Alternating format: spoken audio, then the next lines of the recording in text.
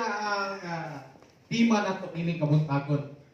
Ayaw kamo kahadlok kay ang Dios mag-uban kaninyo. Mao ni siya ang gisulti sa Ginoo. Ayaw kahadlok kay ako mag-uban kaninyo. Ang Dios mag-uban gid siya sa iyahang katawhan kanang mapinud-anon diha niya. Si Jose wala biyai sa Dios. Gani nahimo kasi ang Prime Minister. Gikan sa prisuhan, nahimo siyang Prime Minister sa Egypt. Sa una nga panahon o karon nga panahon atong makita nga kung ang tao gikan sa prisuhan maglisod and apply trabaho. Maglisod sa panarbaho. Maglisod siya o lakaw-lakaw.